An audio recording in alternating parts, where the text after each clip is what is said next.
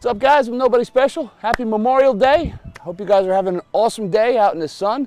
Summer has finally arrived here in Pennsylvania, but that's not what I'm here to talk to you about today. I have more bad news out of Europe, unfortunately.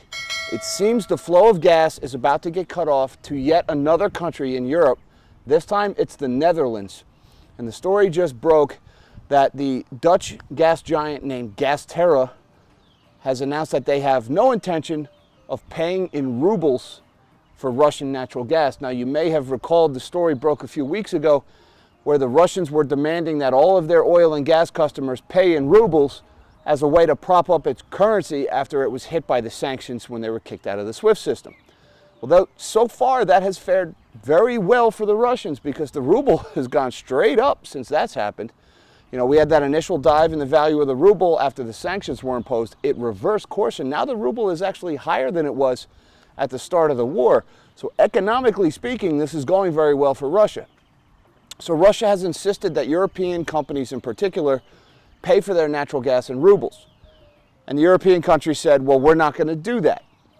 And then the Russians came back with a counteroffer, and they said, okay, that's fine. You can pay in euros or you can pay in dollars, but you have to set up a separate account with our bank where those dollars and euros are going to be immediately transferred over to rubles, and then you pay us for the gas.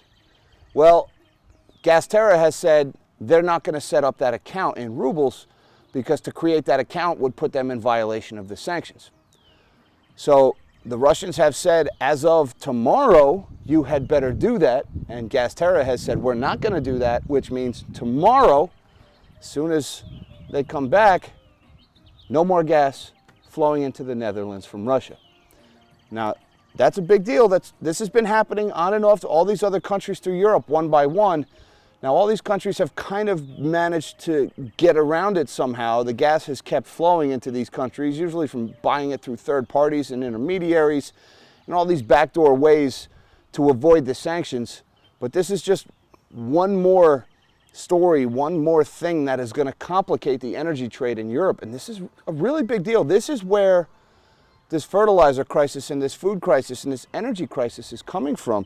Europe can't power itself, right? And it started in October when European power prices started to go higher. All of a sudden, the Europeans, they had to shut down their ammonia plants and they had to shut down their zinc plants. Well, next thing you know, the Europeans aren't making any fertilizer and the Europeans can't refine their own fuel because refineries don't just need oil. Refineries actually need a lot of electricity to make things like diesel. So now we're getting these shortages all over the world of fertilizer, of DEF fluid that we talked a lot about with Chris Taylor and with the Economic Ninja this week when we were in San Antonio. And the Americans are having to run their refineries overtime to try to make extra diesel fuel and ship it over to Europe because the Europeans can't make their own. Well, now that's causing diesel shortages here in the States and diesel price hikes here in the States, and that means truckers are having a hard time running. And the DEF fluid that these diesel engines need because of emissions regulations, well, that stuff's made of urea, which is another thing it's fertilizer, basically. It's made from the same stuff fertilizer is, so we have shortages of that.